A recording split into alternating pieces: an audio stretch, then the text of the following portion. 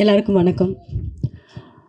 பத்திரிகை நண்பர்களையும் ஆட்டோகிராஃப் கூட கிராஸ் அண்ட் காஸ்ட் அண்ட் க்ரூஸை மீட் பண்ணுறதுக்கு ரொம்ப ரொம்ப சந்தோஷமாக இருக்குது. இத்தனை வருஷத்துக்கு அப்புறம் ரொம்ப மகிழ்ச்சியாக இருக்குது. அதுவும் 21 வருஷத்துக்கு அப்புறம் ரீரிலீஸ் ஆகுது. நிறைய பேசிட்டாங்க இந்த படத்தை பற்றி, எக்ஸ்பீரியன்ஸ் பற்றி. இது கண்டிப்பாக ஹிட் ஆகும். ஏன்னா இந்த ட்ரெய்லர் பார்க்கும்போதே புதுசாக இருந்தது. அதுவும் சொல்லியிருந்தார். எங்களை அந்த அந்த இடத்துக்கு கொண்டு போயிருந்தார். ஒருத்தவங்களும் கனெக்ட் பண்ணக்கூடிய ஒரு படம். எங்கள் அப்பா ரீரிலீஸ் ஆகுதுன்னு சொன்ன உடனே, அப்படியாம்மா என்னை கூப்பிட்டு போய் படம் காமிக்கிறியா, நான் போய் பார்க்கணும் ஆசைப்பட்றேன். அந்த மாதிரி எல்லாருக்கும் கனெக்ட் பண்ண வரக்கூடிய ஒரு படம். கண்டிப்பாக சேரன் சார் நெக்ஸ்ட்டு பேசுவார். பேசும்போது நான் கேட்குற ஒரே ஒரு கேள்விக்கு மட்டும் பதில் சொல்லுங்க. இது என்ன உங்களுக்கு பாதிச்சது, எத்தனை லவ் உங்களுக்கு இருந்ததுன்னு மட்டும் எனக்கு தெரிஞ்சுக்கணும்னு நான் ஆசைப்பட்றேன். அதுக்கு லிஸ்ட்டு நிறையா இருக்குன்னு நினைக்கிறேன். அதே மாதிரி நிறைய விஷயம் இந்த படம் எனக்கு சொல்லி கொடுத்தது. இந்த படம் பண்ணும்போது நிறைய மன அழுத்தம், மன உடைச்சல் எனக்கு பர்சனலாக இருந்தது. அது கண்டுபிடிச்ச ஒரே பர்சன் பார்த்திங்கன்னா சேரன். ஆட்டோகிராஃப் சாங்ஸ் ஷூட் பண்ணிகிட்ருக்கோம். ஷூட் பண்ணிகிட்ருக்கும்போது ரொம்ப ரொம்ப மன கஷ்டத்தில் இருந்தேன். யாருக்குமே தெரியாது. நான் வெளியே ரொம்ப சிரிச்சிட்ருப்பேன், யாருக்குமே தெரியாது. நான் லைட் பண்ணிகிட்ருக்காங்க இந்த ஒவ்வொரு புக்லேயும். அப்போது கார்னரில் உட்காந்துருந்தேன். உட்காந்தோடனே அப்பா அவருக்கு என்ன தோணுச்சுன்னு தெரில, பக்கத்தில் உட்காந்தார். என்ன பிரச்சனை உனக்கு அப்படின்னு கேட்டார். இல்லைப்பா ஒன்றும் இல்லைப்பா. இல்லை ஏதோ ஒரு பிரச்சனையில் இருக்கேன்னு எனக்கு தெரியும், எல்லாம் சரியாகும் ஓகே அப்படின்னு சொல்லி அன்னைக்கு ஃப்ரெண்ட்ஷிப் ஆனது தான் இந்த ஃப்ரெண்ட்ஷிப் 21 வருஷமாக அவ்வளோ பெஸ்ட் ஃப்ரெண்டுன்னு சொல்ல முடியும். இந்த இண்டஸ்ட்ரியில் நான் மாறுத்துட்டி சொல்லிக்க முடியும். என்னோட dear best well-wisher and best friend யாருன்னு கேட்டால் நான் சேருன்னு சொல்ல முடியும். எல்லோரும் கேட்பாங்க, ஒரு ஆணும் பெண்ணும் ஃப்ரெண்ட்ஸாக இருக்க முடியுமா அப்படின்னு அப்போவே கேட்டாங்க என்கிட்ட. இந்த படம் பார்த்துட்டு ஒருத்தருக்கும் மீட் பண்ணும்போதெல்லாம் இருக்க முடியுமா அப்படின்னு கேட்டாங்க. நாங்கள் ப்ரூவ் பண்ணிகிட்ருக்கோம். என்னோடய டியர் ஃப்ரெண்ட் சேரன்பா, நீங்கள் கண்டிப்பாக இந்த படம் உங்களுக்காக வெற்றி அடையணும்னு ஆசைப்பட்றேன். ஏன்னா இந்த படத்துக்காக அவ்வளோ உழைச்சிருக்காரு, எல்லாருமே சொல்லியிருக்காங்க. அவ்வளோ கஷ்டப்பட்டிருக்காரு. ரிலீஸ் ஆகணுன்னுக்காக எனக்கு தெரியும் அவர் எவ்வளோ கஷ்டப்பட்டிருக்காருன்னு. அதை ரிலீஸ் பண்ணதுக்கப்புறம் அவருக்கு அந்த அந்த சந்தோஷம், அந்த வெற்றி அடைஞ்சதுக்கப்புறம் எங்கள் எல்லாருக்கும் அந்த வெற்றி அவருக்கு கிடச்சதுன்னா எங்களுக்கு சந்தோஷம் இருந்தது. ஏன்னா அவ்வளோ கஷ்டப்பட்டவர் அவர் இந்த படத்துக்காக. ஒவ்வொரு ஃப்ரேமும், ஒவ்வொரு விஷயமும், ஒரு கதாபாத்திரமும் நம்ம கனெக்ட் பண்ணக்கூடிய ஒரு விஷயமா இருந்தது. எனக்கு பிடிச்சமான ஒரு படம், நான் நடித்ததுலேயே எந்த படம் எனக்கு ரொம்ப பிடிக்கும்னு கேட்டிங்கன்னா ஆட்டோகிராஃப் சொல்வேன். கண்டிப்பாக ஒவ்வொரு பூக்களுமே சாங் நான் கண்டிப்பாக காமிக்கணும்னு ஆசைப்படுவேன். ஒரு சாங்கில் எனக்கு எவ்வளோ எக்ஸ்பிரஷன் சொல்லி கொடுத்துருக்காருன்னா அந்த எக்ஸ்பீரியன்ஸ் எனக்கு போதும். ஒரு இதில் அந்த மாதிரி வரும். அதில் அவர் ஏதோ யோசனையில் போகிறீங்க, யோசனையிலேருந்து நீங்கள் வெளியே அதுக்கப்புறம் நீங்கள் பாட ஆரம்பிக்கிறீங்க. இந்த விஷயம் வரையும் எனக்கு சொல்லி கொடுத்தவர். And I will always owe this to you செரப்பா. I really loved working with you. In fact இந்த செகண்ட் பார்ட் பண்ணணும்னு நினைக்கும் போதோ, இல்லை பிரிவும் சந்திப்பும் பண்ணணும்னு நினைக்கும் போதோ, நம்ம ஃப்ரெண்ட்ஸ் தானே, எப்படி ஹஸ்பண்ட் ஒய்ஃபும் நடிக்கிறது அப்படின்னு கேட்டார். அவருக்கு அந்த ஒரு டவுட் இருந்தது. பட் அதை மீறி ஒரு நல்ல படங்கள் நாங்கள் பண்ண முடிஞ்சது. அண்ட் கண்டிப்பாக இந்த ரீரிலீஸ் ஒரு பெரிய வெற்றி அடையும். எனக்கு எல்லாருமே இப்போ நிறைய லவ் வந்துருச்சு. ஜென்சி லவ் வித்தியாசமாக லவ் பண்ணுறாங்க. ஆனால் லவ்னா இதுதான் அப்படின்றது காமிச்சிருக்காரு. கண்டிப்பாக இது எல்லாருக்கும் பிடிக்கும் நம்பர் திருப்பியும். தேங்க்யூ. என்னை பொறுத்த வரைக்கும் ஆட்டோகிராஃப் ஒரு ரொம்ப என்ன சொல்கிறது, ஒரு இன்ட்ரெஸ்டிங் படம். ஏறக்குறைய 30 வருடங்களாக நான் இசையமைத்து கொண்டிருந்தாலும், ஒரு 100க்கு மேலே படம் பண்ணியிருந்தாலும், இந்த படம் ஒரு டெஃபினெட்லி ஒரு எனக்கு பிடிச்ச படம். எப்படின்னா நான் இசையமைப்பாளர் எப்படின்னா I always give importance to emotion and lyrics. அப்படி பார்க்கும்போது இந்த படத்தில் எல்லா பாட்டுமே அந்த மாதிரி அமைஞ்சுது. அதுக்கு மிகப்பெரிய ஒரு இன்புட் எனக்கு சேரன் சார்ட்டேருந்து கிடச்சிது. அண்டு இன்னி வரைக்கும் எனக்கு என்னுடைய பல ஹிட்ஸ்லேருந்து முக்கியமான ஒரு படமாக எனக்கு இது அமைஞ்சது sir. Thank you so much. And அதோட 21 வருஷம் ரீரிலீஸுங்கிற போது அந்த ஞாபகம் வருதேங்கிற என்னுடைய குரலில் கேட்டபோது எனக்கே பல விஷயங்கள் ஞாபகம் வந்தது. நிச்சயமாக it's a great occasion. And best wishes to sir, the team and a great team we had. எல்லாருமே நல்ல ஒரு என்ன சொல்கிறது, ஒரு டீமாக ஒர்க் பண்ண ஒரு நல்ல. ஐ ஸ்டில் ரிமெம்பர் ஒவ்வொரு நாளைக்கும் அந்த பாட்டு, முக்கியமாக அந்த ஞாபகம் வருது இந்த பாட்டு எழுதினது சேரன் சார் தான் எழுதினார். அதை அப்போது முதலாக என்னெல்லாம் பண்ணோங்கிறது ஒரு லிஸ்ட்டு எழுதி கொடுத்து, அப்புறம் அதை அழகாக அப்படியே கோர்வையாக சொல்லி, it was very good experience. எனக்கு அவர் கூட அந்த பாண்டவர் பூமிங்கிற படத்துலேயும் எக்ஸ்பீரியன்ஸ் இருக்குது. But it was a very special moment. இன்றைக்கி ரொம்ப சந்தோஷமாக இருக்குது. Thank you all the technicians and all the characters of the film. Thank you so much. Take care. நன்றி. எல்லாருக்கும் வணக்கம். ரொம்ப நேரமாச்சுன்னு தெரியும், நான் கொஞ்சமாக பேசிடுறேன். முதல்ல டைரக்டரோட ஸ்டோரியில் பார்க்குறப்ப அவரோட அவ்வளோ பெரிய பயணம் இருக்குது. அது என்ன சொல்கிறது, ஒரு எல்லோரும் நம்ம வந்து வெளிநாட்டு படங்கள் உயர்ந்து ரொம்ப உயரமாக ரொம்ப ஆச்சரியமாக பார்க்குறோம். வெளிநாட்டு இயக்குனர்களை ரொம்ப பெரிய இன்ஸ்பிரேஷனாக பேசுகிறோம். பட் அது எல்லாத்துக்கும் மேலே நம்ம டைரக்டர் பக்கத்திலே இருக்கார். அவ்வளோ படங்கள் அவரோட ரெக்கார்டு. ஸோ அவரோட இந்த மேடையில் அவரோட பள்ளிக்கூடத்துலேருந்து வந்தேன்றதில் எனக்கு ரொம்ப ஆத்மார்த்தமான நன்றியும் அவரோட அவ்வளோ சந்தோஷமும் அவ்வளோ பெருமையும். இந்த படத்தை பற்றி உங்களுக்கு எல்லாருக்குமே தெரியும், நிறைய பார்த்தாச்சு. ஆனால் நம்மளோட நோக்கம் இந்த தலைமுறைக்கு இந்த படத்தை எடுத்துகிட்டு போகணும். அதுக்கான கடத்தில் தான் இந்த விழா, இந்த நிகழ்வு. இந்த தலைமுறைக்கு எடுத்துகிட்டு போகிறது முழுக்க முழுக்க முன்னால் இருக்கிற உங்களோட மட்டும்தான் முடியும். அந்த ஆயுதம் உங்ககிட்ட தான் இருக்குது. ஸோ அதை நீங்கள் உங்களோட கடமையாக, உங்களோட படமாக, இது உங்களோட படைப்பாக நினச்சி கொண்டு போய் சேர்த்துருங்க. அதுக்கான முழு உழைப்பும் உங்களோட, கண்டிப்பாக உங்களோட உழைப்பு முழுக்க இருக்கணும்னு நான் வந்து உங்களோட ரொம்ப அன்போடு ரெக்வஸ்ட் பண்ணுறேன். ஏன்னா இன்றைக்கி வந்து இந்த படத்தை யூடியூப்பில் கொஞ்சம் பேர் பார்த்துருப்பாங்க, பார்த்துக்கிட்டே இருக்காங்க. பட்டு எவ்வளோ பேர் நல்ல படத்தையும் வந்து யூடியூப்பில் பார்க்குறதுக்கும் பிக் ஸ்க்ரீனில் பார்க்குறதுக்கும் நிறைய டிஃப்ரென்ஸ் வந்து நம்ம எல்லாருமே உணர்வோம். அந்த டிஃப்ரென்ஸை இப்போ இருக்கிற கரண்ட்டில் இருக்கிற ஆடியன்ஸ் அதை ஃபீல் பண்ணணும். அப்படி ஃபீல் பண்ணால், ஸோ அன்னைக்கு வாழ்ந்த நம்ம அப்பா அம்மாவோட காதல்கள், நம்ம அக்கா அண்ணனோட லவ், அவங்க மேலேயே நமக்கு ஒரு மரியாதை வரும். ஸோ அதுக்காக சொல்கிறேன், இது வந்து ஒரு கடமையாக நினச்சி செஞ்சுருவோம். அப்புறம் முக்கியமாக இதில் பெரிய சந்தோஷம், கடவுள் வந்து சபேஷ் அண்ணன், ராஜேஷ் சார் இவங்கெல்லாம் இல்லை அப்படிங்கிற ஒரு வருத்தத்தை தவிர மிகப்பெரிய சந்தோஷம் என்னென்னா, அன்றைக்கி இருக்கிற அவ்வளோ பேரும் சினிமாவில் கரண்ட்டில் ஓடிக்கிட்டே இருக்கோம் 20 வருஷத்துக்கு அப்புறமும். இன்னும் 20 வருஷத்துக்கு அப்புறமும் இதோட இன்னொரு செகண்ட் ரிலீஸ் ஆகும். அப்பவும் ஸ்னேகா மேடம் வந்து இதே மாதிரி இதே அழகோட இதே சந்தோஷத்தோட மேடையில் இருக்கணும், எங்கள் டைரக்டர் உட்பட. அவர் வந்து டைரக்டர் அப்பத்தை விட இப்போ ரொம்ப அழகாக ஸ்லிம் ஆகிட்டார். அவர் ஒரு பயங்கர சினிமா லவ்வர் அப்படிங்கிறது உங்களுக்கு தெரியும். அவர் வந்து ஒரு நல்ல படம் வந்து பார்த்துட்டாருன்னா அன்றைக்கி சாப்பிட மாட்டார். அந்த டைரக்டர் யார், அவனை கூப்பிட்டு பேசி அந்த மாதிரி நம்ம காம்படிஷன் ஒரு படம் பண்ணணும்னு நினைப்பார். ஸோ அப்படி ஒரு ஆரோக்கியமான படைப்பாளி. அப்படி இது வரைக்கும் தீவிரமான உழைக்கிறத நான் அவர்கிட்ட பார்த்தேன், அதுக்கப்புறம் பாண்டியன்கிட்ட பார்க்குறேன். அந்த 2 பேரும் வந்து எழுத்தை மட்டும்தான் நம்புகிறாங்க. 2 பேரும் அந்த எழுத்து தான் அவங்கள இவ்வளோ உயரத்து கொண்டு வந்திருக்கு. ஸோ இந்த படம் மாபெரும் வெற்றி அடையட்டும். இதில் வந்து அது செய்யலாம் வந்து மச்சானுக்கெல்லாம் நிறைய இருக்கும், கண்டிப்பாக இருக்குது. ஏன்னா வந்து இந்த படம் வந்து எனக்கு என்ன ஒரு மேஜிக் பண்ணுச்சுன்னா, படம் பார்த்தவங்களுக்கு பயங்கர இன்ஸ்பிரேஷன். இந்த படம் ரிலீஸ் ஆன வந்து February 17th 19th 2024 சம்திங். அந்த டேட்லேருந்து 275 நாள் நான் பார்ட்டி பண்ணியிருக்கேன். யாராவது சொன்னால் நம்புவீங்களா? 275 நாள் ஏவிஎம்மில் 275 days ஓடுற வரைக்கும் டெய்லி எனக்கு பார்ட்டி இருக்கும். டைரக்டருக்கு பண்ணுறாரு 6 மணி வரைக்கும் தான் ஆஃபீஸு. 6 மணிக்கு மேலே அந்த இன்வெஸ்டரு, எக்ஸிபியூட்டரு, டிஸ்ட்ரிபியூட்டர்ஸ் இவங்களோடலாம் எனக்கு பர்சனலாக கான்டாக்ட் இருக்கும். டெய்லி என்கேஜாக இருப்பேன். நான் டைம் கால் ஷீட் கொடுக்க முடியாது பார்ட்டிக்கு. டெய்லி பார்ட்டி பண்ணுவேன். அப்படி அவ்வளோ ஃப்ளைட் ட்ராவல் பண்ணேன், அவ்வளோ பெரிய ஸ்டார் ஹோட்டலெல்லாம் போய் சாப்பிட்டேன், குடித்தேன், என்ஜாய் பண்ணேன். இந்த படம் வந்து எனக்கு பெரிய மேஜிக். இந்த படத்தோட 50வது நாளில் ஒரு நாள் டைரக்டர் என்னை கூப்பிட்டாரு. உனக்கு எவ்வளோடா கடன் இருக்குன்னு கேட்டார். லிஸ்ட்டு டக்குன்னு சொன்னேன். மதர் ப்ராமிஸ் அந்த நான் ஒரு 12:30 மணி இருக்கும், 2 மணிக்கு மொத்த கடனே அடைச்சிட்டாரு. அப்படி இந்த படம் எனக்கு அவ்வளோ மேஜிக் பண்ணுச்சு. அப்புறம் இப்போ என்ன லென்த்தில் ரிலீஸ் பண்ணுறாருன்னு தெரில எனக்கு. அந்த படம் ரிலீஸ் ஆன அன்றைக்கி வந்து டியூரேஷன் வந்து 3 அவர் ஃபீல் பண்ண படத்தை அப்படியே ரிலீஸ் பண்ண ஃபுட்டேஜ் அப்படியே இருந்துச்சு, அவார்டுக்கெலாம் போன ஃபுட்டேஜ். பட் எனக்கு உண்மையான வெல்விஷர்ஸ் கொஞ்சம் பேர் படம் பார்த்துட்டு இந்த படம் கொஞ்சம் லென்த்தாக இருக்குது அப்படின்னு எனக்கு பர்சனலாக ஃபீட்பேக் கொடுத்தாங்க. நான் இன்னும் ஒரு 27 பேருக்கு இன்னும் மொத்தமாக டைரக்டரோட ஸ்ட்ரெயிட்டாக நம்பர் கொடுத்துட்டேன். நீங்கள் எல்லோரும் ஃபோன் பண்ணி இதை அப்படியே ரிப்பீட்டாக சொல்லுங்கன்னா அவர் கண்டுபிடிச்சிட்டாரு. ஃபுல் செட்டப் ஒரே மாதிரி லிஸ்ட்டை கொடுக்குறாங்களே அப்படின்ட்டு சாயந்தரம் கூப்பிட்டு, என்னடா உனக்கு இப்போ என்ன பிரச்சனை அப்படின்னாரு. அவர் யாரெல்லாம் நம்புவாங்களோ அவங்களுக்குலாம் நான் ஃபோன் பண்ணி கேட்டேன், இது உங்களுக்கு தோணுச்சு. இன்னும் எல்லோரும் ஒரே ரிப்போர்ட் கொடுத்து நைட்டு வந்து ட்ரிம் பண்ண சொல்லிட்டாரு. நான் எப்படி மிலிட்ரி வேகத்தில் எங்கிருப்பேன்னா, ஏன்னா அன்றைக்கி வந்து 2,80 லட்ச ரூபா கடன் டைரக்டருக்கு ரிலீஸ் அன்றைக்கி. ஸோ செண்பகமூர்த்தி தான் அது வந்து மொத்தமாக டிஸ்ட்ரிபியூஷன் ஹெட்டாக இருந்தார். நான் அவர்கிட்ட பேசி ஒரு 12 எடிட்டர்ஸ் ஒரு 6-7 காரில் போட்டு எல்லாத்தையும் அவுட் ஆஃப் ஸ்டேஷன் அனுப்பிச்சாச்சு நைட். ஏன்னா நாளைக்கு காலைல நோன் ஷோவில் இருக்கக்கூடாது, பிரிண்ட்டு தானே தூக்கிடணுன்னு. உடனே ஓகே அப்பா பயங்கரமாக நாளைக்கு காலைல ஃப்ரெஷ்ஷாக கட் பண்ணி ஓட போகுதுன்னு நினச்சிட்டு இருக்கேன். காலையில் ஒரு 2 முக்கியமான சினிமாவில் 2 பேர் 7 மணிக்கு ஆஃபீஸ்க்கு பொக்கையிட வந்துட்டாங்க. இவர் ஹேர் கட் பண்ண போயிட்டார். எங்கன்னு கேட்டால் ரமேஷ் கடையில் முடிவெட்ட போயிட்டாருன்னு அங்கே போயிட்டாங்க. நேராக போய் பார்த்துட்டு ஒரு ஃப்ரேம் கூட தூக்கக்கூடாதுன்னு சொல்லிட்டாங்க இவர்கிட்ட. இவர் ஒன்று அங்கேருந்து ஃபோன் பண்ணி டே அந்த ட்ரிம் எடிட்டர்லாம் திரும்பி வர சொல்லிட்டாரா? சரி நான் யாரையுமே வர சொல்லவே இல்லை. அவர்கிட்ட ஓகேன்னு சொல்லிட்டு மதர் ப்ராமிஸ் 100 நாள் வரைக்கும் அவருக்கே தெரியாது. சென்னையில் இருக்கிற 6 பிரிண்ட்டை தவிர எல்லா பிரிண்ட்டும் கட் பண்ணிட்டோம்.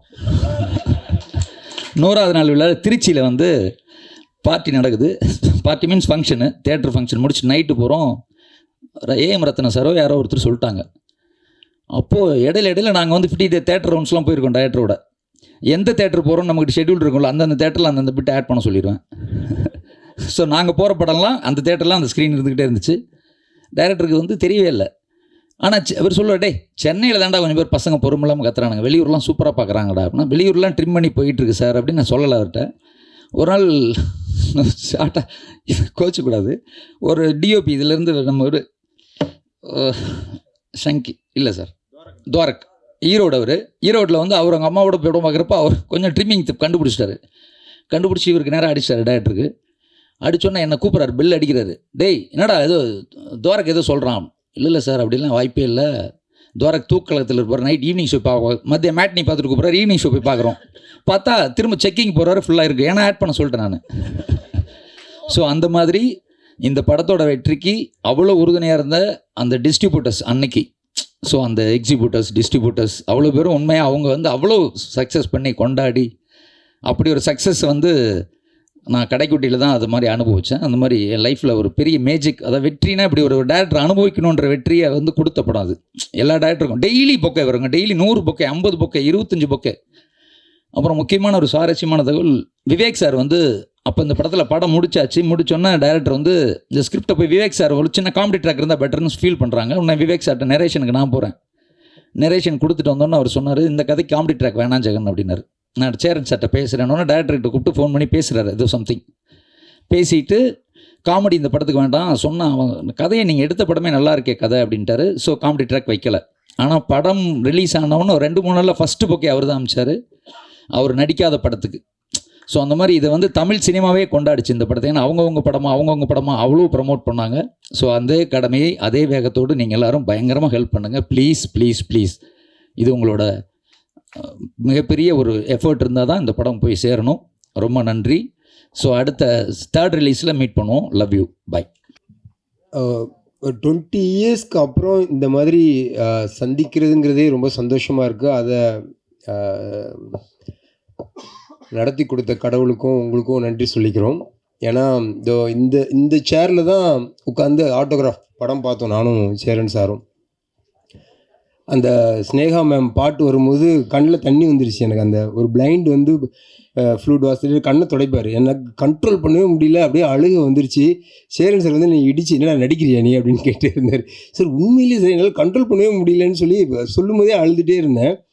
அதே எமோஷன் இப்போ இங்கே வந்து அந்த இன்ட்ரோ வீடியோ பார்க்கும்போதும் எனக்கு வருது.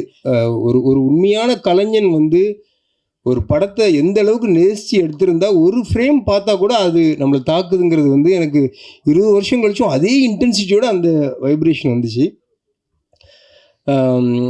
சேரன் சார் அப்படிங்கிற ஒரு ஒத்தை மனுஷனோட உழைப்பு தான் ஆட்டோகிராஃப். கீழே வந்து எண்ணற்ற பேர்கள் இருக்கலாம் இங்கே. ஆனால் நான் வந்து எப்படி அசிஸ்டன்ட் டைரக்டர்ஸ் வந்து கூடவே இருந்தாங்களோ அதே மாதிரி அவரோட பிகினிங் ஸ்டேஜில் இந்த படம் ஆரம்பிக்கும் போது அவர் ஒவ்வொரு ஹீரோவாக போகும்போது நானும் கூட போனேன். ஒவ்வொரு ஸ்டேஜும் நான் வந்து பார்த்தேன். அவர் நடிக்கணும்னு முடிவு பண்ணது, ஆட்டோகிராஃப்னு டைட்டில் வச்சப்போ எழுந்த எதிர்ப்பில் இருந்து அதை யாரும் படிக்கக்கூட முடியாது சார். அந்த இஃப்பை வந்து எப்படி எழுதுவீங்க, ஆட்டோகிராஃப்ன்றது இங்கிலீஷ் வார்த்தை, இப்படி பல விஷயங்கள் எல்லாத்தையும் அந்த ஒரு மனுஷன் அவன் மைண்டுக்குள்ளே வச்சு பண்ணான். அந்த கேரளா போர்ஷன் தான் ஃபஸ்ட்டு நாங்கள் ஷூட் பண்ணோம். அந்த படத்துக்கு வந்து மொத்தம் 4 ஹீரோயின். அது வந்து சேரன் சார் பொறுப்பு. 4 கேமராமேன் ஆனதுக்கு நான் தான் பொறுப்பு. எல்லாரும் சண்டை போட்டுன்னு சொல்கிறாங்கல்ல, அது சண்டைங்கிறது என்னென்னா, ஒருத்தன் மைண்டில் ஒரு படத்தை வச்சுருக்கான், அதை வந்து அவன் வந்து ஒரு தவம் மாதிரி பண்ணிகிட்ருக்கான். அதை வந்து அவனே ப்ரொடியூசராகவும் இருந்து அவனே நடித்து அவனே எடுக்கும்போது அதை எப்படி உங்களுக்கு எக்ஸ்பிளைன் பண்ணி அதை வாங்கி அப்படிங்கிற அந்த பெயினில் வர அந்த கம்யூனிகேஷன் கேப் தான் அது எனக்கு அப்பவும் எனக்கு புரியவே இல்லை. எனக்கு வந்து சேரன்கிற மனுஷன், அவனோட சினிமாவோட பேஷன், இதெல்லாம் வந்து எனக்கு வந்து பயங்கரமாக கனெக்ட் ஆகிடுச்சு. எனக்கு நாங்கள் முதல்ல மீட் பண்ணப்போ அதனால் சேரன் வந்து கஷ்டப்படக்கூடாது, சேரன் வந்து நஷ்டப்படக்கூடாதுன்றதில் வந்து நான் ரொம்ப என்னோடய ஒளிப்பதிவையும் தாண்டி நான் வந்து அக்கறை எடுக்க ஆரம்பித்தேன். 6:45க்கு பேக்கப் சொல்லுவார். 6 o'clock sir, 6 o'clock double bed ஆகுது சார் நான் சொல்லுவேன். அது எதுக்குங்க உங்களுக்கு, இன்னும் 2 ஷாட் இருக்குங்க நீங்கள் எடுங்க அப்படின்ட்டு 6:45க்கு சொல்லுவார். சார் ஒரு ½ an hour நீங்கள் முன்னாடி சொல்லியிருந்தால் இவ்வளோ 1000 சேவ் பண்ணியிருக்கலாமே சார்னு எனக்கு வந்து பயங்கர, அதில் தான் எனக்கும் அவருக்கும் வந்து பயங்கர சண்டையே வந்துச்சு. ஸோ அந்த சண்டையை வந்து ரொம்ப ஜெனுயினாக அவர் அப்ரோச் பண்ணி இதை வந்து ஒரு கேமராமேனை எடுத்துகிட்டு இன்னொரு கேமராமேன் போட்டால் நல்லா இருக்காது, 4 ஸ்டோரி இருக்குது, 4 ஸ்டோரிக்கும் 4 டிஃப்ரெண்ட் கேமராமேன் வச்சுக்கலான்னு சொல்லி அவர் சொன்னார். நான் சண்டை போட்டு எங்கேயுமே போகல, அவர் கூட தான் இருந்தேன். ஃபுல் ஆட்டோகிராஃப் ப்ராசஸும் எனக்கு தெரியும். ஆட்டோகிராஃப் முடிஞ்சதுக்கப்புறம் அவர் பேனர்லேயே திருப்பி நான் என்ன டைரக்டர் ஆக்குறாரு, அதுலேயும் நாங்கள் சண்டை போட்டோம். ஸோ இன்றைக்கும் கோலிஸோட வெப் சீரிஸ் பண்ணோம். இப்போ நான் பண்ணிகிட்டு இருக்க காட்ஸ் அண்ட் சோல்ஜர்ஸ்லையும் சேரன் சாருக்கு ஒரு கேரக்டர் வந்து. ஸோ நாங்கள் வந்து சண்டை போட்டுக்கிட்டே இத்தனை வருஷமும் இவ்வளோ பேருமே ஒன்றா ஒரே ஸ்டேஜில் உட்காந்து ட்ராவல் பண்ணுறோம் அப்படின்னா அதுக்கு வந்து அந்த மனுஷனோட அந்த சினிமா மேலே இருக்கிற ஒரு நேர்மையான காதல் தான் காரணம். சார் உண்மை சார், 100%. நான் வந்து உங்ககிட்ட கற்றுக்கிட்ட விஷயங்கள் வந்து எவ்வளோன்னு என்னால் சொல்லவே முடியாது. வந்து நிறைய டைம் வேறு இல்லை, நான் நிறைய பேசணுன்ட்டு வந்தேன். ஆக்சுவலாக நான் வீட்டிலேருந்து கிளம்பும்போது நான் நிறைய விஷயங்கள் பேசினா ஸ்டேஜில் அழுதுருவேன்லாம் கூட நினச்சேன். அந்தளவுக்கு எமோஷனலான சில விஷயங்கள்லாம் எனக்கும் சேரன் சாருக்கும் இருக்குது. காதல் படம் பாலாஜி சக்திவேல் பண்ணும்போது என்னை வந்து கேமராமேனாக சங்கர் சார் தான் ப்ரொடியூசர்.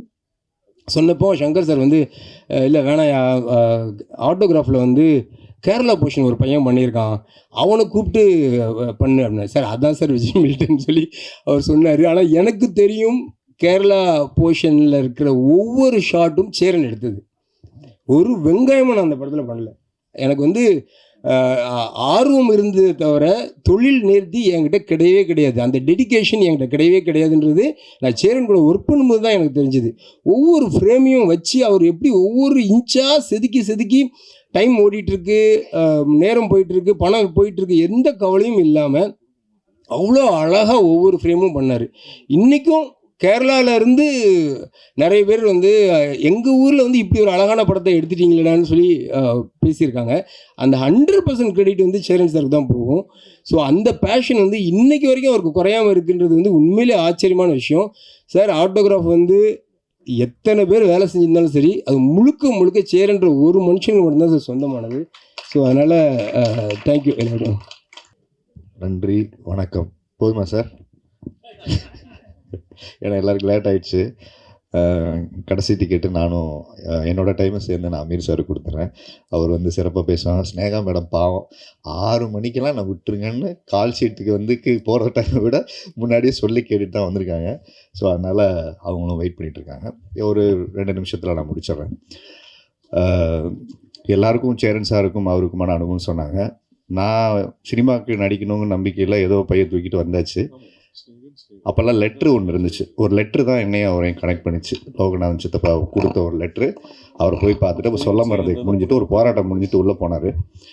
உள்ளுக்குள்ள ஆஃபீஸ்க்கு தேடிட்டு அந்த லெட்டரை எடுத்துகிட்டு போய் பார்க்கும்போது பார்த்துட்டு சரி வாங்க அப்புறமா நான் படம் பண்ணும்போது கூப்பிட்றேன்னு சொன்னார்.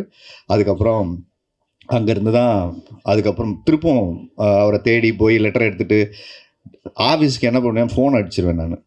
லோகநாதன் சித்தப்பா இருக்கார், அவர் ஒரு லெட்டர் கொடுத்தாரு, அவருக்கு ஃபோன் பண்ணுங்கன்னு சொல்லி கனெக்ட் பண்ணோடனே சாமசிவன் யாரும் சொந்தக்காரங்க போல இருக்குது ஊர்லேருந்து ஃபோன் அடிக்கிறாருன்னு சொல்லிட்டு நேரம் மேலே கனெக்ட் பண்ணிவிட்டு கொடுத்துருவாங்க.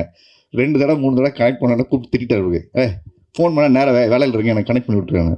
அதுக்கப்புறம் ஆஃபீஸ்க்கு திருப்பும் தேடி ஆட்டோகிராஃப் பண்ணுறாருன்னு கேள்விப்பட்டு திருப்பும் அப்போ பார்க்கும்போது சினிமாவில் வந்து அப்போது எனக்கு பெரிய அனுபவம் இல்லை, எப்படி ஃபோட்டோ எடுக்கணும்னு தெரியாது, எதுவுமே தெரியாது. சும்மா இந்த ஒரு ஃபோட்டோ எடுத்துகிட்டு வேலை பார்த்துட்டு ஒரு ஜிம்மில் வேலை பார்ப்போம், சண்டே ஒரு ½ டே இருக்கும், ஃபோட்டோ எடுத்துகிட்டு போவோம். அப்போது ஒரு ஃபோட்டோ ஆல்பம் பார்த்துட்டு நானும் என்னோடய ஃப்ரெண்டு ஷபீர்னு சொல்லிட்டு 2 பேரும் போனோம். பார்த்துட்டு அப்படியே பொறுமையாக பார்த்தாரு. அந்த இடத்துல பார்த்துட்டு ஒரு கேள்வி கேட்டார், இந்த ஃபோட்டோவில் இருக்கிறது யார், இது யார்? அவன் ஃப்ரெண்டு அவனதும் பார்த்துட்டு இந்த 3 உடம்பு நான் ஒரு பாடியில் 2-3 சேஞ்சஸ் பண்ணி வச்சுருந்தேன். அப்போ 6 பேக் வச்சுருந்தேன்.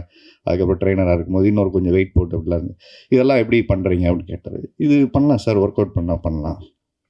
நீங்கள் யார் என்ன பண்ணுறீங்க அப்படின்னு கேட்டார். நான் அந்த ஃபிட்னஸ் ட்ரெயினராக இருக்கேன் சார் அப்படின்னு சொன்னோடனே அப்படியா சரி நாளைக்கு காலையில் வந்து என்ன பாருங்க அப்படின்னு சொல்லிட்டு மேலே கொடுத்துட்டு போயிட்டார்.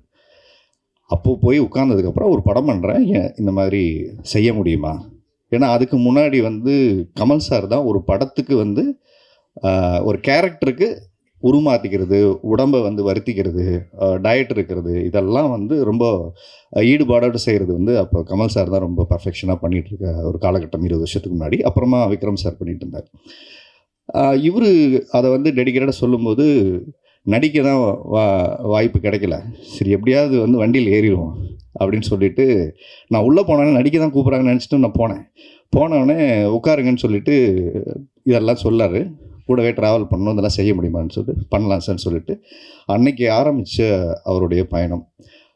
ஒரு ஆக்டராக வந்து அதுக்கு முன்னாடி அவருடைய படங்கள் பார்த்து தான் நானும் பாரதி கண்ணம்மா அந்த மாதிரி படங்கள், பொக்கிஷம், பொற்காலம், நிறைய படங்கள் அவர் எடுத்திருக்காரு. அந்த டைமில் அவரோட டெடிகேஷன் பார்த்து எனக்கு ரொம்ப ஆச்சரியமாக இருந்தது. ஏன்னா தூரத்துலேருந்து தான் பார்த்துருக்கேன். அவர் யார் என்னென்னா தெரியாது. எக்ஸசைஸ் பண்ணுவோம், ட்ரெயின் பண்ணும்போது அவர்கிட்ட அந்த ஸ்டூடெண்ட்னா அந்த ஸ்டூடெண்ட் பிஹேவியர் இருக்கும். வந்தால் கரெக்ட் டைமுக்கு அங்கே ரெடியாக இருப்பார், ட்ரெஸ்ஸை மாற்றிட்டு வந்து நின்னாருன்னா. எனக்கு ரொம்ப அட்மையர் பண்ண விஷயம் என்னென்னா, மெமரி வந்து ஜாஸ்தி இருக்கிறதா நான் கிளாஸ் நிறைய பேர் எடுத்திருக்கேன். பட் அவருக்கு பார்க்கும்போது ரொம்ப அட்மையர் பண்ண விஷயம். ஏன்னா எப்படி ஒரு படைப்பை எடுக்கிறாங்கங்கிறது எனக்கு அங்கேருந்து தான் கொஞ்சம் கொஞ்சமாக சினிமா கற்றுக்கிட்டது வந்து தூரத்துலேருந்து கற்றுக்கிட்டது அவர்கிட்ட தான். மெமரி ஜாஸ்தி. நான் வேணும்னா என்ன பண்ணுவேன், அவருக்கு டஃப்பாக கொடுப்பேன் கொஞ்சம். நான் செய்கிறதெல்லாம் அவர் செய்கிறாரா வச்சு பார்க்கணுங்கிறது எனக்கும் அமீர் சாரையும் வச்சு செஞ்சுருக்கேன், அவரையும் செய்வோம். வந்து 2 பேருமே வந்து பயங்கரம். அந்த அடமெண்ட் ஒன்று இருக்கும், அது எப்படி அது வர முடியாமல் போகும், அதை நம்ம செஞ்சு பார்க்கணும். ஸோ அந்த அளவுக்கு டெடிக்கேட்டடாக இங்கேருந்து சென்னை மட்டும் இல்லை, கேரளாவுக்கு என்னை கூப்பிட்டு போய் அங்கே தனியாக ஒரு ரூம் கொடுத்து அங்கே எக்ஸசைஸ்க்கு தனியாக டைம் ஒதுக்கி டெடிக்கேட்டாக படம் முடிகிற வரைக்கும் பண்ணார். ஒரு நாள் எக்ஸசைஸ் முடிச்சுட்டு கீழே படுத்திருந்தார். முடிச்சுட்டு இந்த கதையெல்லாம் எனக்கு என்னென்னே தெரியாது. இப்படி படுத்துட்டு நல்லா எனக்கு இன்னும் ஞாபகம் இருக்காது. அப்படி படுத்துக்கிட்டு நல்லா வேர்த்து ஸ்வெட் பண்ணிவிட்டு, உங்களுக்கு இந்த கதை தெரியுமா அப்படின்னு கேட்டார். இல்லை சார் தெரியல, ஏதோ லவ் ப்ராஜெக்ட்னு எல்லாம் பேசிட்டாங்க அப்படின்னு கதை சொல்லி முடித்தார். உடனே சொன்னேன், சார் இந்த படம் ஹிட் ஆகிடும் சார் அப்படின்னு. ஏன் அப்படி சொன்னேன், எனக்கு லவ் ஃபீல் இருந்திருக்கு. ஊர்லேருந்து ஒரு லவ் ஃபீலியர் முடிச்சுட்டு பஸ் ஏறி வந்திருக்கேன், அதனால் அந்த கனெக்ட் பண்ண முடிஞ்சது இந்த படத்தை அப்படின்னு சொல்லிட்டு. ஸோ அங்கே ஸ்னேகா மேடம் போர்ஷன், நான் இந்த போர்ஷன் மட்டும்தான், ஸ்கூல் போர்ஷன் மட்டும்தான் போகலை. பட்ஜெட் காரணமாக நான் இங்கே நிற்பாட்டிட்டு அங்கே ஏன்னா எக்ஸசைஸ் பண்ண வேண்டிய வேலை இல்லை, பசங்களை வச்சு நான் எடுத்துக்கிறேன், மேனேஜ் பண்ணிக்கிறேன் போயிட்டார். ஸோ அதுக்கப்புறம் பார்த்தீங்கன்னா தவமாயத்த மருந்தும் நான் ஒர்க் பண்ணேன். ஒரு பாடி ஸ்கல்ப்டருங்கிற ஒரு பொறுப்பை எனக்கு கொடுத்து அதுக்கப்புறம் தான் நான் மிருகம் போய் வேலை செஞ்சேன். நடிக்க வேலை செஞ்சுட்டு சர்வைகளுக்கு காசு இல்லை, இதை ஒரு வேலையாக எடுத்துக்கிட்டு எனக்கு ஒரு ஆப்பர்ச்சுனிட்டி கிடைச்ச இடம் இது. ஏன்னா நான் அந்த வேலையை விட்டுட்டு நீங்கள் நம்பிக்கையாக வந்திருக்கேன், தைரியமாக வாங்க, அந்த நம்பிக்கை ஒரு குருட்டு நம்பிக்கை. ஏதோ சினிமா நம்மளை பார்த்துக்கோம், அவர் இருக்கார் பார்த்துப்போன்னு, அது அன்றைக்கி பார்த்துக்கலாம் வாங்கன்னு சொன்ன விஷயந்தான் நான் இன்றைக்கி நடிகனாகி இப்படி ஒரு மேடை ஏறி நிற்கிறதுக்கும் அவர் தான் காரணம். ஏன்னா ஆடும் கூத்துங்கிற ஒரு படம் எனக்கு வாய்ப்பு கிடைக்கும்போது அவர் தான் கூப்பிட்டு சொன்னார். ஏன்னா முன்னாடி இந்த படத்தில் கிருஷ்ணா நடிச்சிருப்பார், ஆயுத எழுத்தில் நடித்த கிருஷ்ணா. அவர் ஆயுத எழுத்தில் ஒரு 3 நாள் டேட்டோ 4 நாள் டேட்டோ வாங்கிட்டு வந்தார். அவர் முடிஞ்சிடும் பார்க்குறாரு, ஃபோன் பண்ணி அழுவார். எனக்கு ரூம்மேட் அவர் தான். என்ன எடுத்துகிட்டே இருக்காங்க, முடியவே மாட்டேங்குது, what is this, Mani sir scolding, அப்படியே கால் பண்ணி டென்ஷனாக கத்திக்கினே இருப்பார் ரூமுக்குள்ள வந்துட்டு.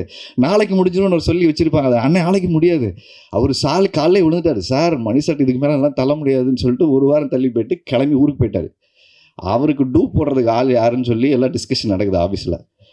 அந்த சாயலில் யார் இருக்கா, அந்த ஹைட்டில் எல்லாம் ஆள் இருக்கும்போது இப்போ சாமி எல்லாம் வேலையில் இருக்கும், சாமியெல்லாம் இருந்தான்னு நினைக்கிறேன். அவர் எல்லோரும் டிஸ்கஸ் பண்ணிட்டு ஆரி தூக்கி போடலாம் அப்படின்னு சொல்லிட்டு வந்து இவங்களும் டிஸ்கஸ் பண்ணிட்டு, இதில் ஒரு கேரக்டர் இருக்குது பண்ணுறீங்களா, ஆனால் இதில் வந்து படத்துலலாம் வருமா என்னெல்லாம் தெரியாது, அது உங்களுக்கு ஓகேவா அப்படின்னு கேட்டு பண்ணார். ட்ரெஸ்ஸெல்லாம் அந்த பேடெல்லாம் மாற்றி விட்டுட்டு உள்ளே அந்த ஷார்ட் எடுத்தாங்க. 2 வரி டயலாக். இன்றைக்கி நான் எல்லோரும் கொஞ்சம் நான் ஓரளவுக்கு நடிக்கிறேன்னு சொல்கிறாங்கன்னா அதுக்கு முக்கியமான காரணம் அன்னைக்கு நடந்த அந்த இன்சிடென்ட்டு. கிரேட்டு, செம்ம இன்சல்ட். அந்த இடத்துல 2 வரி டைலாக் பேசிட்டு ஒரு ட்ராக் அண்ட் சாலிசட் அப்படின்னு நடந்து வரணும் அவரோட பேசிட்டு. என்னால் பண்ண முடியல, நடந்து வரேன், டைலாக் மறந்து போச்சு, என்ன பேசணும்னு தெரில. 1 டேக் போச்சு, 2 டேக் போச்சு, 3 டேக் போச்சு, இப்படி பார்த்தாரு. இதெல்லாம் ஃபோட்டோ தூக்கிட்டு இந்த ஆர்வத்தை மட்டும் வச்சுக்கிட்டு இருக்குன்னு அந்த எக்ஸ்பிரஷன் பார்த்துட்டு டைம் போயிட்டுருக்கு. ஓகே நீங்கள் நடந்து வாங்க, சரி ட்ராக் அண்ட் ட்ரைல். அவர் அங்கேருந்து ஆக்ஷன் சொல்லிவிட்டு அப்படியே வந்தோடனே என் டைலாக்கு என்ன கவுண்டரோ அதை அப்படியே எடுத்துகிட்டு ஓஎஸில் ஷோல்டரில் வச்சுட்டு பண்ணிட்டாங்க. பண்ணி முடிச்சு அந்த ஷார்ட்டை முடிஞ்சிச்சு. அன்னைக்கு டிசைட் பண்ணேன், ஃபோட்டோ தூக்கி வெளில வச்சுட்டு ஆஃபீஸ் போய் தேடக்கூடாது, முதல்ல நடிப்பு கற்றுக்கிட்டு தான் வேணும்னு சொல்லிட்டு தான் அப்புறம் கூத்துப்பட்டில் இருந்தவங்ககிட்ட நடிப்பு கற்று தேடல் பண்ணிவிட்டு வந்து இன்றைக்கி இந்த மேடை வரைக்கும் வந்திருக்குது. மிக முக்கியமான காரணம் ஒரு. அதுக்கப்புறம் சேரன் சார் என்ன பண்ணியிருக்காரு, என்ன செஞ்சுருக்காருன்னு எல்லாருமே சொன்னாங்க. பட் ஒரு திரைப்படத்தை எடுக்கக்கூடிய இயக்குனராக நான் பார்த்த ஒரு முக்கியமான விஷயம், இன்றைக்கி பைசன் வந்து இன்றைக்கி எல்லாருமே பேசுகிறோம், சாதிய ஒழிப்பு சார்ந்த ஒரு நல்ல படம் எடுக்கக்கூடிய இயக்குனராக மாரி செல்வராஜ் இருக்கிற அவர் படைப்புகள் ரொம்ப கருத்தியலாக அதே மாதிரி சமூக நீதியை பேசக்கூடிய படங்களாக இருக்கும்போது 28 வருஷத்துக்கு முன்னாடியே பாரதி கண்ணம்மாங்கிற படத்தில் அருவாளை தூக்கிட்டு வெட்டுறதுக்கு ஆளை தேடிட்டு இருந்தாங்க. ஆள் வந்து அப்ஸ்காண்ட் ஆகி போன ஒரு மனுஷன் வந்து. ஸோ அன்னைக்கு சாதியம் சார்ந்து சாதிய ஒழிப்பு பற்றி எடுத்த தைரியமாக ஒரு டைரக்டர்னால் அது சேரன் சார். அதே மாதிரி ஆட்சியில் இருக்கும்போது ஆட்சியில் இருக்கக்கூடிய நிறை குறைகளை தைரியமாக சொன்ன ஒரு இயக்குனராகவும் பார்த்தீங்கன்னா தேசிய கீதம் ஒரு படைப்பெடுத்தது. அதே மாதிரி காதல் பண்ணுறதெல்லாம் நம்மலாம் இன்றைக்கி அழகாக சொல்கிறோம். எனக்கு 2 பிரேக்கப் மச்சான், 4 பிரேக்கப்பு, 5 பிரேக். இப்போ கூட நான் ஒரு ஷோ பண்ணேன், நிறைய யங்ஸ்டர்ஸ் வந்து சொல்லும்போது ரொம்ப ஆச்சரியமாக இருந்தது. காதலை கடந்து திருப்பி ஒரு காதல் வரும் நம்பிக்கையே ஆட்டோகிராஃப் வந்ததுக்கப்புறம் தான் நிறைய பேருக்கு கொடுத்தது. இல்லைன்னா ஒரு காதலோட தன் வாழ்க்கையை முடிஞ்சிருச்சுன்னு நினச்சிக்கிட்டு இருந்தவங்க மத்தியில் இப்படி ஒரு படம் வந்தோடனே இல்லை இன்னொரு லவ் கூட வரும், யாராலும் நமக்கும் வாழ்க்கையில் வாழ்க்கை கொடுப்பாங்கிற நம்பிக்கை கொடுத்த ஒரு படம். ஸோ அந்த மாதிரி அப்போவே வந்து ட்ரெண்ட் செட்டிங்காக இந்த மாதிரி இன்றைக்கும் யங்ஸ்டர்ஸ்க்கு வந்து நம்பிக்கை கொடுக்குற லவ் அப்படின்னா அது முடிஞ்சு போகிறதில்ல, திரும்ப அது தொடர்கதையாக வரக்கூடியது தான். ஸோ வாழ்க்கையை முடிச்சுக்காதீங்கிற ஒரு நம்பிக்கை கொடுத்த ஒரு படம். அது மாதிரி உறவுகளை சொன்ன படம். இந்த மாதிரி எல்லா களங்கள்லையும் அவர் படம் பண்ண ஒரு டைரக்டர் ஷேட்டுங்கிறது வந்து எனக்கு ரொம்ப ஆச்சரியமாக இருக்குது. ஏன்னா சில பேர் டிப்பிக்கலாக ஒரு கதை எடுத்துட்டாங்கன்னா அந்த ஒரு ட்ராக்கில் போவாங்க. அவரோட படைப்புகள் நேர்த்தியாக இருக்கும், ஆனால் ஒரே களத்தில் இருக்காது. அது அவருடைய பெரிய பலம். அது ஆக்சுவலாக பாண்டவர் பூமி வேறையாக இருக்கும், பொற்காலம் வேறையாக இருக்கும், பொக்கிஷம் வேறையாக இருக்கும், மாயக்கண்ணாடி கூட வேற ஒரு களம். அவர் நிறைய என்ன சொல்வார், அவர் நடிச்சிக்காம வேறு யாரும் நடிச்சதான் அந்த படம் பெரிய ஹிட்டாக இருக்குங்கிறது அவர் அடிக்கடி சொல்லுவார். எனக்கு ரொம்ப ஜனநாயகமாக இந்த விஷயத்தில் அவர் சொன்னார். அவருடைய தோல்வியும் அதில் பதிவு பண்ணியிருந்தார் ஃபஸ்ட்டு போடும்போது. அதை நான் கவனித்தேன். அதை யாருமே நிறைய பேர் சொல்ல மாட்டாங்க. தன் தோல்வியும் பதிவு பண்ணிக்கக்கூடிய, தைரியமாக சொல்லக்கூடிய ஒரு இயக்குனராகவும், அதே நேரத்தில் நிறைய உதவி இயக்குனர்கள் இங்கே வந்து பேசும்போது அவங்க சீனியாரிட்டி, அவங்க டைரக்டரை பற்றி பேசுகிற சுதந்திரம் ஒரு இடத்துல இருக்குன்னா அது எனக்கு தெரிஞ்சு இந்த மேடையில் சேரன் அந்த டெமோக்ராட்டிக்கை ஜனநாயகமாக ஒருத்தர் வச்சுருக்காருங்கிறது மிக பாராட்டுக்குரிய விஷயம். நம்ம ஜாலியாக பேசுகிறோம், ஃப்ரெண்ட்லியாக பேசுகிறோங்கிறது வீட்டில் எல்லோரும் வேறு. ஆனால் அது ஒரு மேடையில் அந்த சுதந்திரம் ஒருத்தருக்கு கொடுத்துருக்குறதுன்னு இருக்குல்ல, அப்போ அந்த ஃப்ரீடமாக இருந்தால் தான் ஒருத்தர் பேச முடியும். ஸோ அங்கேருந்து கற்றுக்கிட்ட விஷயந்தான் என்னையும் நகர்த்தி இங்கே கொண்டு வந்திருக்கு. ஸோ இந்த படம்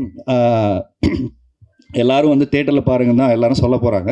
ஸோ பார்த்துட்டு இதுக்கான கருத்துக்களையும் உங்கள் வலைத்தளங்களில், இன்ஸ்டாகிராமில் அவருக்கு டேக் பண்ணி போடுங்க. ஏன்னா இந்த மாதிரி படங்கள் என்ன பாதிப்பை ஏற்படுத்துதுங்கிறத உங்களுடைய படம் பார்த்துட்டு நீங்கள் சொல்கிற அந்த விமர்சனம் இருக்குல்ல, அது ஒரு ஜெனுனான அது விமர்சனமாக இருக்கும். படம் பார்த்துட்டு உங்களுடைய ஏன்னா 21 வருஷத்துக்கு அப்புறம் இந்த படம் வருது. 21 வருஷத்துக்கு அப்புறம் இன்றைக்கி இருக்க ஜென்சி கிட்ஸோட மனநிலை இந்த படம் பார்க்கும்போது என்னவா இருக்குது. டைம் கொஞ்சம் குறைச்சிருக்காரு, ஒரு 15 to 20 மினிட்ஸு குறைச்சிருக்காருன்னு சொன்னாங்க. ஸோ அதனால் இன்றைக்கி இருக்க இந்த காதல், நீங்கள் இன்றைக்கி எல்லாருமே அப்படிங்கிறதுக்குள்ள ஒரு மெசேஜில் காதல், ஒரு மெசேஜில் பிரேக்கப்பு. பட் இந்த காதலை நீங்கள் எப்படி உணர்றீங்க, எப்படி பார்க்குறீங்கிறத நாங்களுமே அவ்வளோ எதிர்பார்க்குறோம். ஸோ நன்றி சார், என்னையும் ஒரு நடிகராக உருவாக்கி இந்த மேடையில் வாய்ப்பு கொடுத்ததுக்கு ரொம்ப நன்றி சார். எங்கேருந்து தொடங்குறதுன்னு தெரில, ஏன்னா எல்லாருமே அரை மணி நேரம் பேசிட்டாங்க. இப்போ இருக்கிறதே 10 நிமிஷத்தில் மீட்டிங்கை முடிக்கணும். நன்றி வணக்கம்னு சொல்லிடலாம். ஆனால் ரொம்ப முக்கியமான ஒரு மேடை, ஒரு 2 மணித்துளிகள் மட்டும் நான் எடுத்துக்கிறேன்.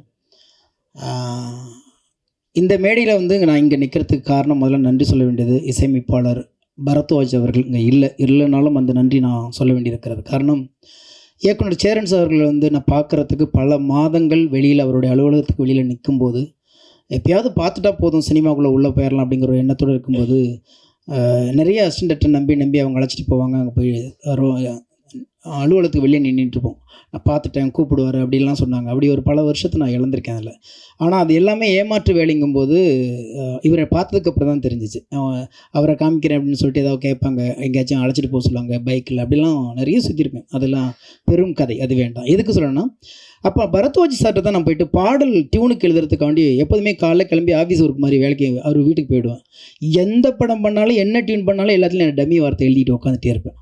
எதுக்குமே சலிக்க மாட்டேன், எந்த வேலையும் கிடையாது. காலை இதை எடுப்பேன், ஹெல்மெட்டு போடுவேன், இன் பண்ணுவேன், பைக்கில் போவேன், வீட்டில் உட்காருவேன். மத்தியானம் அவர் கொஞ்சம் தயிர் சாதம் கொடுப்பாரு, அவர் டியூன் பண்ண எழுதுறது தான் எனக்கு வேலை. அப்படி நாங்கள் வந்து அந்த தொடர்பு இருந்துச்சு.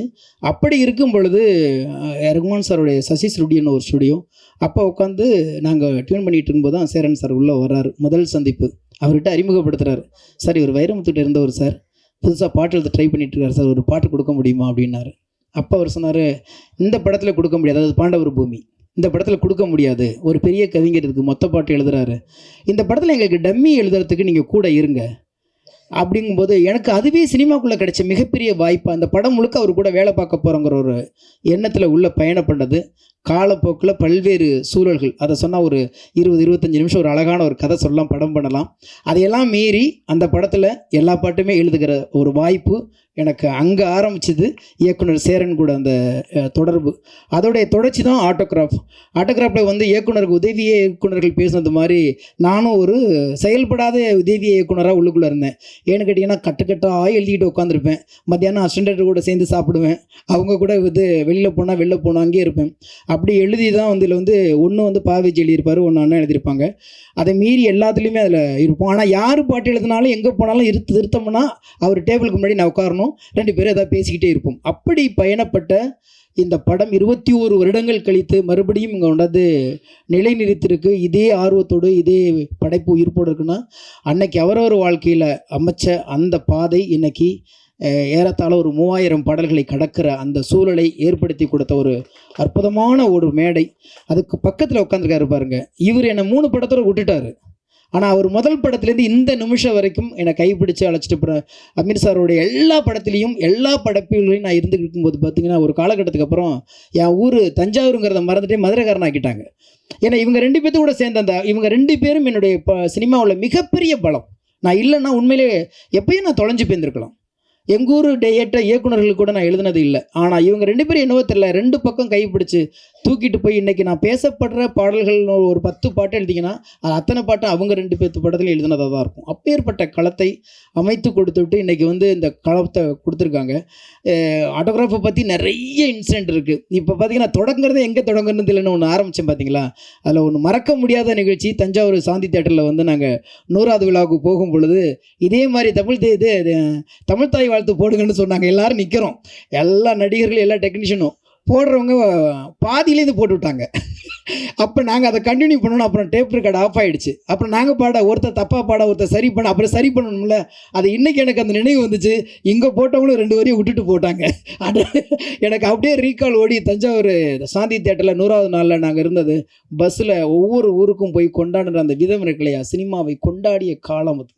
எப்படி கொண்டாடுது, ரசிகர்களோட நடித்த இயக்குனர்களும் டெக்னீஷியனை உட்காந்து கொண்டாடி ஒரு படம் வந்து உயிரோடு இன்றைக்கி வந்திருக்குன்னா அதுக்குள்ளே பதிவு பண்ண அத்தனை வார்த்தைகளும் அவ்வளவு இயல்பான ஒரு காதல்.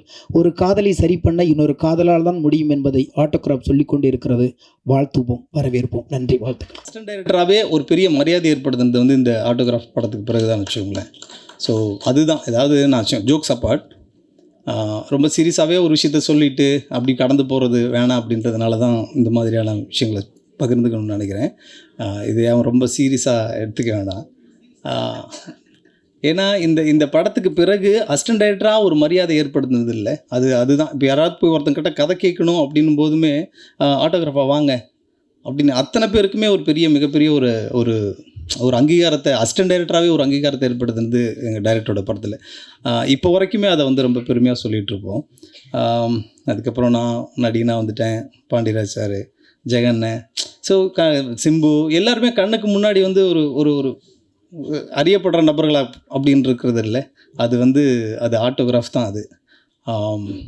ஏன்னா அது வேலை பார்க்கும்போது திடீர்னு வந்து டைரக்டர், அது வழக்கம் போல் நடக்கிறது தான். அது ஆர்டிஸ்ட் ஏதாவது ஒரு தவறு நடக்கும், அதுக்கு பக்கத்தில் அசிஸ்டன்ட் டைரக்டர் மட்டும்தான் வெளியிடாகும். அந்த அரைக்கு அது ஆர்ட் டைரக்டர் ஏதாவது தப்பு பண்ணாலும் அதுக்கு நான் அசிஸ்டன்ட் டைரக்டர் தான் அடி வாங்கணும்னு வச்சுக்கோங்களேன். அந்த மாதிரி நிறைய.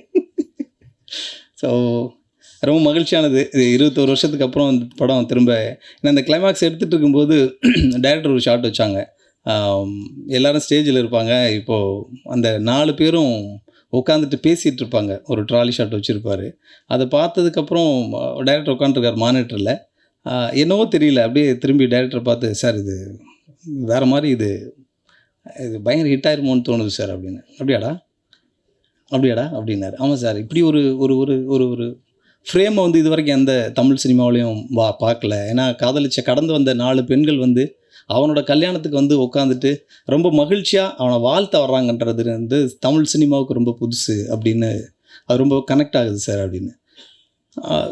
அது இந்த மாதிரி நிறைய மூமெண்ட்ஸ் எல்லாம் இந்த படத்துக்குள்ளே மேஜிக்ஸ்லாம் இருக்குது. ஸ்னேகா மேடம்க்கு வந்து அவங்களோட போர்ஷன்ஸ்லாம் வந்து அது முதல்ல லவ்வாக தான் ஒரு ஃபீல் ஆச்சு. அது அப்படி தான் எடுத்துருந்து சொல்லல சார். லவ்வாக தான் இருந்தது அது. அதுக்கப்புறம் வந்து அந்த டேபிளில் வந்து அது டிசைட் ஆகுது. இல்லை தொடர்ந்து அடுத்தடுத்து லவ்வே பண்ணிகிட்ருக்காங்க அப்படின்னும் போது ஒரு மாதிரி ஒரு சின்ன டயர்ட் ஆகிட மாட்டாங்களா ஆடியன்ஸு அப்படின்னு யோசிக்கும்போது இல்லை இது வந்து அப்படின்னா ஃப்ரெண்டாக அது வந்து டேபிளில் மாறுது எடிட்டிங்கில். ஸோ அது வந்து ரொம்ப டோட்டலாகவே அந்த 3 கேரக்டரை விட அந்த ஸ்னேகா மேடமோட போர்ஷன் வந்து ரொம்ப ஃப்ரெஷ்ஷாக இருந்துச்சு. ஏன்னா அந்த டைமில் வந்து இப்போது ஒரு பெண்ணும் ஒரு ஆணும் வந்து நட்பாக பழகிறதுன்றது இருக்குல்ல, அது அந்த அந்த காலகட்டத்தில் அது இல்லை. இப்போ அது நிறைய இருக்குதுன்னு வச்சுக்கோங்களேன். பட் அது 21 வருஷத்துக்கு முன்னாடி வந்து அது திரையில் அது காட்டுனது வந்து ரொம்ப ஃப்ரெஷ்ஷாக இருந்தது. அதுதான் வந்து சினிமாவுக்கு வந்து இன்னமும் மோர் எஃபெக்டிவாக இருந்தது. ஸோ மகிழ்ச்சி. ஆமாம் சார், வாய்ப்பு கொடுத்ததுக்கு. அனைவருக்கும் வணக்கம். ஐயா சேரன் ஐயா வந்து முதல் படம் வந்து 96ன்னு நினைக்கிறேன். இந்த இன்னும் 2 மாதம் வந்தால் 30 வருஷம் ஆக போகுது. 30 வருஷம் ஒருத்தன் உயிரோடு இருக்கிறது ரொம்ப கஷ்டம். தொடர்ந்து படைப்பாளியாக இருக்கிறது ரொம்ப ரொம்ப கஷ்டம். இல்லை ஏன் சொன்னேன்னா, ராமகிருஷ்ண மாதிரியோ உமாபதி மாதிரியோ நான் எந்த கஷ்டமும் ஐயாக்கிட்ட படல. ஏன்னா எந்த உரிமையும் நான் இன்னொருத்தட்ட விட்றதில்ல, நானே எடுத்துக்கிறது. அதனால் எனக்கு எந்த கஷ்டமும் அது மாதிரி இல்லை. அதாவது எப்படி நமக்கு ஐயா சார், நான் அப்போவே ஐயா தான், ஏன்னா சார் நமக்கு சொல்ல முடியாது, இல்லைன்னா அண்ணன் இல்லைன்னா ஐயா தான். முதல் படத்துலேயே பாரதி கண்ணம்மா, நான் இப்போ அவர்கிட்ட உதவியாளரால் நான் திரைப்பட கல்லூரி மாணவனாக படிச்சிட்ருக்கேன். அந்த தலைப்பெழுத்தில் டைட்டிலில் உதவி இயக்குனர்களுக்கு உதவிய இயக்குனர்னு போட்ட முதல் இயக்குனர் வந்து சேரன் சார் தான். அதுதான் ஒருத்தனுக்கு ஒரு பெரிய நம்பிக்கையை கொடுக்கறது. நீ 30 ஆண்டுகள் 40 ஆண்டுகள் சினிமாவில் கஷ்டப்படுறது இல்லை, உதவி இயக்குனர்களாக இயக்குனர்களே உதவியாக இருக்காங்கன்னு அவன் கண்டிப்பாக எல்லாரும் இயக்குனர் ஆவாங்க அப்படின்னு அந்த டைட்டில் தான் கொடுத்தது. அவர் காரு கொடுக்கறது, பைக் வாங்கி கொடுக்குறதெல்லாம் பிரச்சனை இல்லை, பேரை கொடுப்பது தான் ரொம்ப கஷ்டம். ஆனால் இன்றைக்கி மச்சான் ராமகிருஷ்ணன் வந்து பென்ஸ் கார் வச்சுருக்கான். அன்னைக்கு பைக் வாங்கி கொடுத்துதான்னு வச்சுங்க, ஒரு பொம்பளை பிள்ளைய வச்சுட்டு தருமபுரியே போயிருந்திருப்பான். அவரை காப்பாற்றி விட்டுருக்காரு. நல்ல வேலை பைக்கு வாங்கி கொடுக்காத. அதுக்கு தான் அவன் ரொம்ப நன்றி சொல்லணும். இல்லை உண்மையில் தான். அதுக்கப்புறம் நான் தேசிய கீதம் படத்தில் தான் அவர்கிட்ட எங்கள் ஐயா ஜேகே மூலமாக உதவி கலை இயக்குனர். ஆனால் நான் திரைப்பட கல்லூரி மாணவனாக படிச்சுட்டு இருந்தேன் 3ஆவது ஆண்டு. நான் அங்கே ஸ்க்ரீன் ப்ளே ரைட்டிங் படிச்சிருந்தாலும் கூட ஒரு உழைப்பாளி அப்படின்னா நான் அண்ணன் சேரனை தான் பார்த்தேன். ஏன்னா முதல்ல கொடுக்கும்போது இவ்வளோ பெரிய புக்கை கொடுத்துட்டாரு தேசிய கீதம் படத்தில். அதை எடுக்கிறதுக்கு பாருங்கள், அன்றைய காலத்தில் ஜென்டில்மேன்லாம் அப்புறம் அன்றைக்கு அந்த படத்தை, அதுவும் ஒரு அரசு ஆளுகிற அரசாக இருக்கிற போது அந்த தவறுகளை தட்டி கேட்குற திறமை ஒரு இயக்குனர் இருந்துன்னா அது சேரன் ஐயாக்கு தான். ஏன்னா கலை இலக்கியத்துடைய நோக்கம் சமூக அவலங்களை நையாண்டி செய்வதும் எதிர்த்து கேட்பதும் தான். அதை சரியாக செய்த ஒரு நபர் அண்ணன் சேரன் அவர்கள் தான். அதுக்கப்புறம் அவர் எடுத்த பாண்டவர் பூமி, நீங்கள் எல்லாமே பார்த்தீங்கன்னா ஒவ்வொன்றுமே தமிழ் பேசினா அது தமிழ் படம் இல்லை, தமிழருடைய பண்பாட்டு படமாக பதிவு பண்ணுறது தான் அது தமிழ் படமாக, தமிழருடைய படமாக இருக்கும். அந்த படத்தை செய்து பாரதி ராஜாவுக்கு பிறகு அண்ணன் சேரன் அவர்கள் தான். அது பக்கத்தில் இருக்க அண்ணன் அமீர் அவர்களும் நீங்கள் ஒரு படத்தை பார்த்தீங்கன்னா, ஏன் எல்லாத்துக்குமான ஒரே ஒத்த சிந்தனை அப்படி இருக்குன்னா, எல்லாம் இந்த மக்கள் மேலே வைத்திருக்கிற கண்மூடித்தனமான ஒரு அன்புனால் தான். ஆர்ட்டே வந்து லவ் தான், வாட்டி ஷாட்னா லவ் தான்.